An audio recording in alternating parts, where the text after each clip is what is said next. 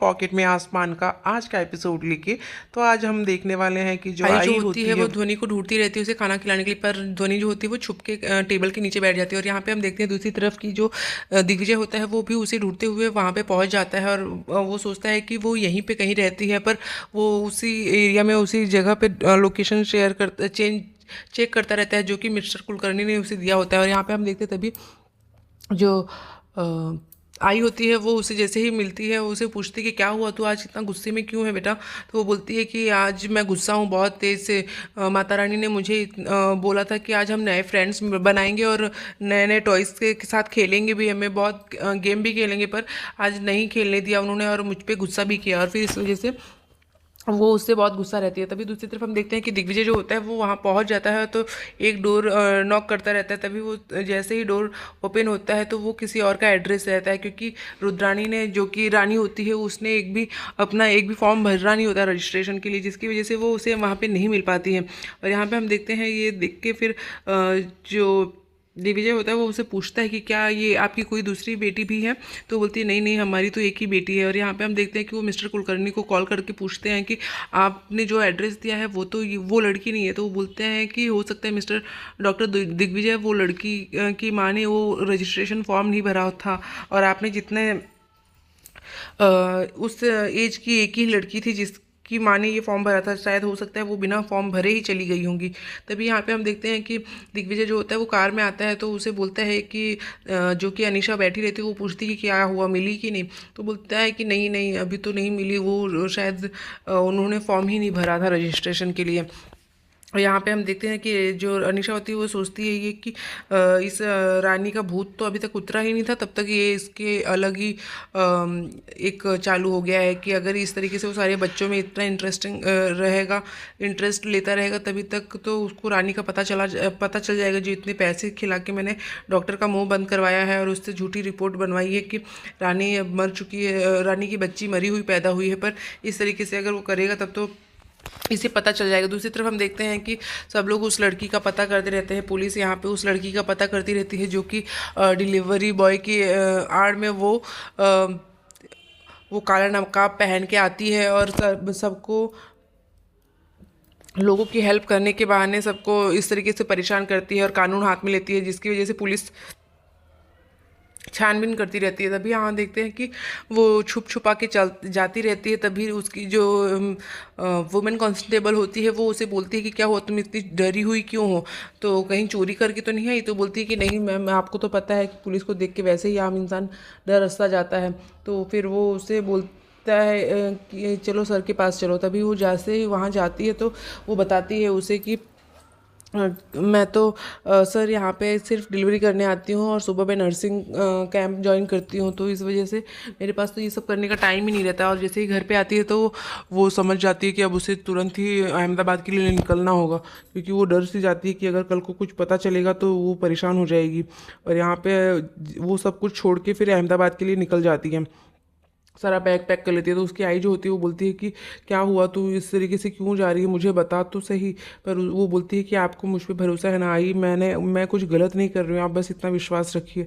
लेकिन अगर कोई भी ज़रूरत पड़े तो आप मुझे बेझिझक कॉल कर देना और मुझसे बात कर लेना, अगर आपको कोई भी ज़रूरत होगी तो मैं हमेशा आपके लिए खड़ी रहूँगी।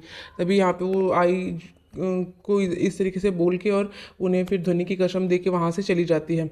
और यहाँ दूसरी तरफ हम देखते हैं कि जो चित्रा होती है वो मिठाई बांटती रहती है सबको खुशी की मारी, क्योंकि उसका प्रमोशन हो चुका होता है। और फिर जैसे ही वो सबको मिठाई बांटती रहती है तभी वहाँ पे देवू आती है, तो देवू को भी मिठाई देती है और ईशान भी को भी देती है। और फिर वो सोचती है कि आज अगर रानी भाभी होती तो वो कितना खुश होती मेरे लिए। और यहाँ पे जब भी हम देखते हैं क्योंकि वो उसने ही सबके लिए पहल की होती है और चित्रा के लिए कि वो ये जॉब कर सके और उसे अच्छी नौकरी मिले और अच्छा प्रमोशन मिले। तभी यहाँ पे हम देखते हैं कि जो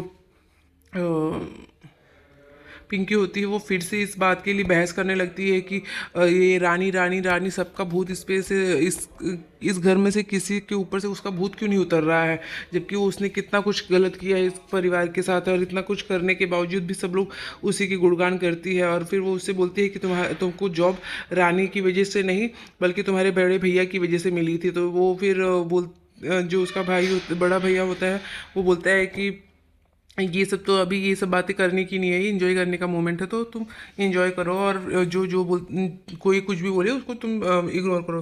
तभी यहाँ पे हम देखते हैं कि वो टैक्सी में बैठ के जाती ही रहती है रानी अहमदाबाद के लिए। तो उसके बाद जैसे ही ध्वनि की आँख खुलती तो पूछती है कि हम कहाँ जा रहे हैं माता रानी। तो वो बोलती है कि हम जा रहे हैं एक न्यू सिटी में शिफ्ट होने, क्योंकि मेरे को जॉब मिली है ना, तो इस वजह से हमें वहाँ जाना पड़ेगा। और वो सारी बातों को याद करती रहती है। तब फिर वो पूछती है कि आई कहाँ पे है। तो बोलती है कि आई भी अभी हम नए नए गए हैं तो वहाँ सेटल्ड हो जाएंगे, फिर हम चले जाएंगे, आई को भी बुला लेंगे। तभी दूसरी तरफ हम देखते हैं कि दिग्विजय जो होता है वो उस बात को याद करता रहता है कि उस लड़की को हक करके उसे रानी की फीलिंग आती रहती है। और यहाँ पे हम देखते हैं वो अपनी फ्रेंड के घर पे आ जाती है और फिर उसे बोलती है यार थैंक यू, जैसे तुमने मेरी बहुत हेल्प कर दी, और जैसे ही मेरे को जॉब मिल जाएगी और सब कुछ हो जाएगा तो मैं यहाँ से शिफ्ट कर दूँगी, तो तुम्हें परेशानी नहीं होगी। तो वो उससे बोलती है कि लेकिन तुझे ये सब सोचने की क्या ज़रूरत है। और फिर वो उससे बोलती है कि रितिका देख, ये बात नहीं आनी चाहिए दिग्विजय के ध्वनि के सामने कि दिग्विजय ही इसका पापा है। तो वो बोलती है कि हाँ मैं समझती हूँ तेरी सिचुएशन, तो परेशान मत हो। तभी इसकी ध्वनि की नींद खुल जाती है। तो जैसे ही वो उठती है तो बोलती है माता रानी मुझे भूख लगी है, और हम कहाँ आ गए हैं। तो वो बोलती है कि हमने तुम्हें बताया था ना कि हम रितिका मासी के घर आ रहे हैं। तो फिर वो उसे बोलती है कि हाँ हाँ। तो फिर वो उसको हेलो बोलती रहती है। तो वो बोलती है कि मुझे चॉकलेट्स मिलेंगे क्या। तो वो बोलती है कि हाँ हाँ बिल्कुल। तभी वो उससे पूछती है कि ऐसे हम मैंने मना किया है ना तुमसे किसी से कुछ भी मांगने से। तो बोलती है कि पर मासी से तो मांग सकते हैं ना मासी। तो फिर उससे वो बोलती है कि हाँ। फिर वो रितिका जो होती है वो उसे बोलती है कि इसकी हाजिर जवाबी देख के कोई भी ये बोल सकता है कि ये तेरी ही बेटी है। और यहाँ पे हम देखते हैं कि जैसे ही वो रितिका के कोट को देखती है, सफ़ेद कोट को, तो उसे बहुत ही खुशी होती है। और उसको वो सारी बात याद आती रहती है कि वो डॉक्टर बनने के लिए कितने पैशनेट रहती थी और कितना खुश रहती थी। और ये सब देख के वो इमोशनल हो जाती है। तभी वहाँ पे ध्वनि आती है और वो उससे पूछती है कि क्या हुआ, तुमने कुछ आप क्यों इतनी सैंटी हो गई मम्मा। तो वो बोलती है कि कुछ नहीं, बस ऐसे ही। और तुम्हें जल्दी जल्दी फ्रेश होना है ना, जल्दी से चलो रेडी हो जाते हैं। और यहाँ पे हम देखते हैं कि जो दिग्विजय होता है वो काम करता रहता है। तभी अनिशा जो होती है वो आती है उससे और वो बोलती है कि वो जो 4 नर्सेस आने वाली थी ना मुंबई से, तो वो आ चुकी हैं। तो वो बोलता है कि अच्छा ठीक है, तो तू उस चीज़ को अच्छे से टेक केयर करना और सबका बैकग्राउंड अच्छे से चेक करना। तभी यहाँ पे वो उसे याद दिलाती है कि तुमने जो 7 दिन का समय मांगा था वो पूरा हो गया है, तो तुमने क्या डिसीजन लिया है। तब तक उसके पास फ़ोन आ जाता है तो वो कुछ रिप्लाई नहीं करता। तभी यहाँ हम देखते हैं कि रानी के पास फ़ोन आता है कि जो हाँ इंटरव्यू है वो अनीशा लेने वाली है। और वो अनीशा जो होती है यहाँ पे इंटरव्यू शेड्यूल करने के लिए बोल देती है। तभी दूसरी तरफ हम देखते हैं निरंजन के पास वो अकेले बैठे बैठे बहुत कुछ रानी के बारे में सोचता रहता है। तब तक उसकी बहू जो होती है वो उसके लिए एक ऑर्डर एक लेके आती है, पार्सल आया रहता है। तो वो बोलता है कि हाँ हाँ मैं कब से इसी का इंतज़ार कर रहा था। तो वो दिखाता है कि ये स्टेथोस्कोप जो है वो रानी के लिए मैंने मंगवाया है, क्योंकि अब तक तो वो रानी जो है वो डॉक्टर बन गई होगी ना, क्योंकि वो अपनी बेटी से बहुत प्यार करता रहता है। तो बोलता है वो जो उसकी बहू होती है वो बोलती है कि पापा पर अभी तक तो वो पता नहीं उसका तो 5 साल में तो अभी तक उसने कभी आपको कॉल नहीं किया, मैसेज नहीं किया। तो बोलती है लेकिन वो साल में एक बार मेरे बर्थडे पे तो जन्मदिन पे तो मेरे लिए वो चिट्ठी भेजती है ना। तभी यहाँ पे हम देखते हैं कि एक मिताली बहन का फ़ोन आता है। तो वो बोलती हैं कि मैंने आज रानी को मणिनगर के सिग्नल पे देखा। तो जैसे ही मैं उसके पीछे पीछे जाने लगी थी तब तक वो आगे निकल गई। तो ये सुन के जो निरंजन होते हैं वो बहुत खुश हो जाते हैं और वो बोलते हैं कि मैं आता हूँ वहाँ पे, जाता हूँ देख के आता हूँ। तभी जैसे ही वो जाने की लिए सोचता है तभी उसके भाई लोग जो रानी के वो लोग आ जाते हैं और वो बोलते हैं कि आपको कोई ज़रूरत नहीं है वहाँ जाने की, वो 2 2 बार घर छोड़ के भाग चुकी है, तो उसका कोई मतलब नहीं है वहाँ जाने के लिए। अगर वो जब वहाँ से घर से छोड़ के भागी तब आपको नहीं बताई, वहाँ पे आई तो आपको नहीं बताई, तो अब क्यों आप उसके पीछे पड़े हैं। तो बोलता है वो निरंजन बोलता है कि तुम लोग के करने से कुछ नहीं होता, मैं तो जाऊंगा वहाँ पे अपनी बेटी को देखने। तभी यहाँ पे हम देखते हैं कि अनीशा जो होती है वो हॉस्पिटल पहुँच चुकी होती है, मेडिकेयर हेल्थ मार्क हॉस्पिटल। तभी सारी लिस्ट आ चुकी होती है नर्सों की, और सबसे पहला नाम ही रुद्रानी का होता है। तो वो जैसे ही आती है तो अनीशा जो होती है फाइल देखती रहती है कि क्या है कैसे है। तभी यहाँ पे हम देखते हैं कि वो फर्स्ट नाम जैसे ही नर्स अनाउंस करती है कि रुद्राणी दोषी, तो वो अपना थोड़ा गेटअप चेंज कर लेती है। तो वो अपने फेस पे मार्क लगा लेती है जिसकी वजह से वो उसे पहचान ना पाए।